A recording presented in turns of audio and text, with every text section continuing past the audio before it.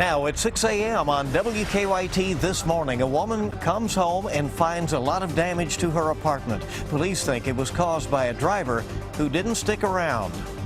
More help's on the way for folks in Johnson County. This time, those who help others will be getting some help themselves.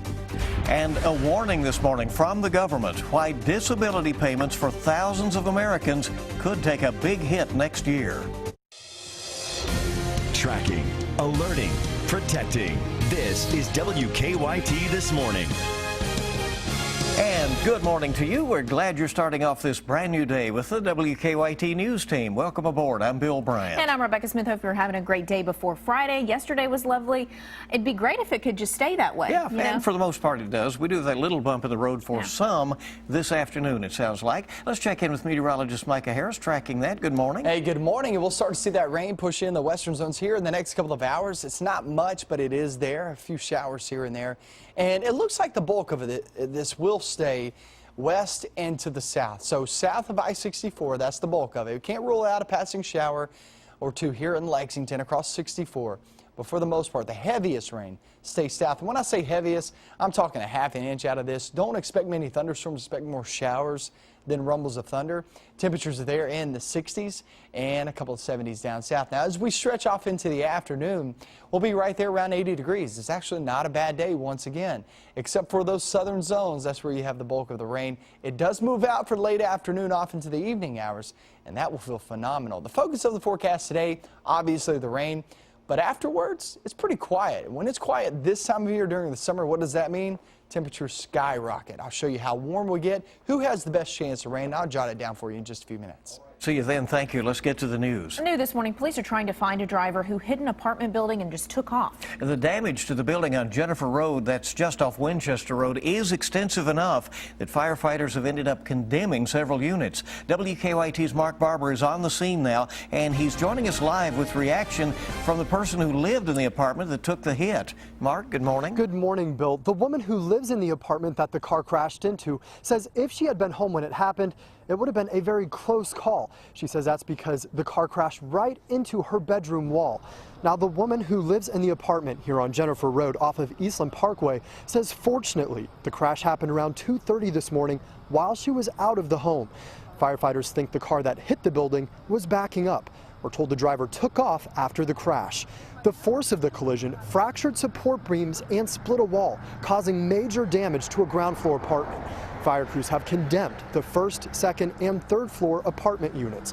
No one lives on the second floor, but the woman on the first floor and a woman on the third floor have both been displaced from their homes. The woman who lives in the unit that the car hit says she is now going to stay with her daughter. She tells us that it's going to take quite some time to recover from the shock of seeing her home like this. And the first thing that I noticed was that I could see into the apartment through my blinds, which kind of surprised me. So as I got out of the car from parking, I started to walk towards the apartment. That's when I noticed a hole in the side of the building. Crews think it could take up to 3 to 4 weeks to repair the damage here. Investigators are now trying to figure out who hit that apartment and drove off. Now, I did get a chance to speak with the property manager this morning. He tells me that they do have cameras set up here for surveillance video. He says they're now going to start looking through that video to see if this crash was caught on tape. Live in Lexington, Mark Barber, WKYT. All right, Mark, thank you very much. Also new this morning, Kentucky Governor Steve Beshear has issued an executive order to help with security for National Guardsmen. That order authorizes Adjutant General Edward Tonini to enhance security at state National Guard facilities and recruiting stations. This, of course, follows the shooting deaths of 5 service members in Tennessee last week. The order tells Tonini to immediately implement additional policies consistent with state law. Guns are not allowed at armed forces career centers, so many citizens have taken it upon themselves to provide security. Lexington police say a teenager trying to run from them ended up being hit by a car. It started last night when police received a report of someone firing shots at a home on Carlisle Avenue. Officers later spotted a car on North Broadway matching a description of the getaway car. Police say 2 teenagers jumped out of that car and ran. One of them got hit by a car. He was taken to the hospital with non-life-threatening injuries. Police eventually caught up with the other teen.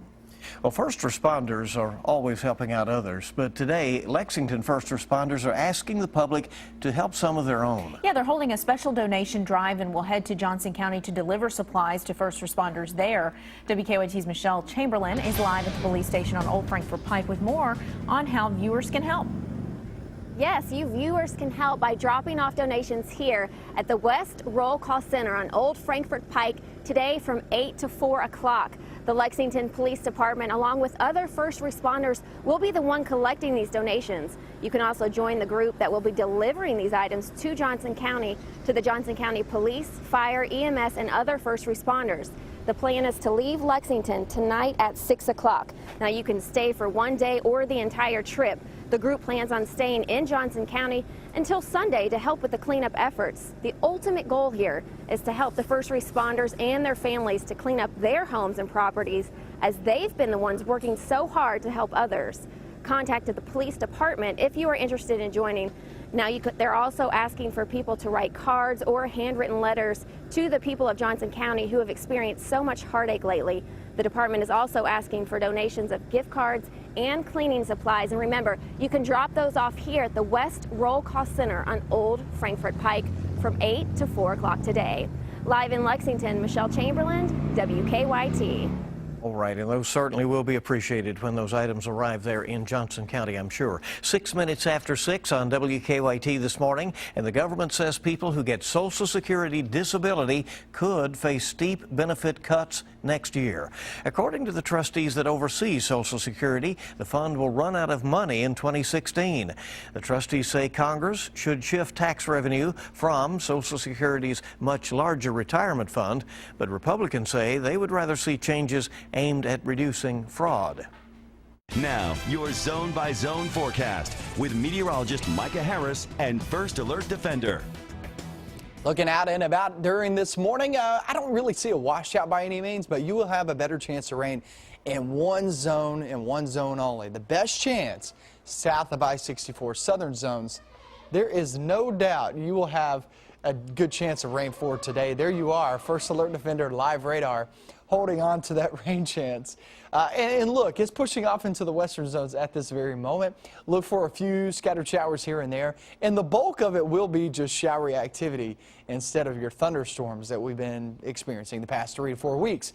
The chance far south there by 5 p.m. Reason why I put far south is because 4 to 6 p.m. I expect it slowly fade away. Your evening actually looks great. The Legends play tonight. You got Thursday Night Live downtown here in Lexington. A lot of things happening, and it looks pretty good. It really does. So the bulk of the rain stays south of 64, but who else has a chance of rain? Let me take you through it. In this zone right through here, I'm talking north of Lexington, back toward the northeast, it is possible to get a sprinkle or two. Is that going to affect your day? Absolutely not, okay? So take off and just expect a mainly dry day in this zone. As you stretch toward Lexington, 64, BG Parkway, work your way down, say 25 and also 421. Those are areas, Howard Rogers Parkway, those are areas 10 to 40% chance of rain. I'd give Lexington a 10, 20%. Just to say, you could see a passing shower. It's definitely not going to be a lot of rain, I promise you that. Richmond, you'll have about a 20, 30% chance of rain. Hazard, more like 20 to 30.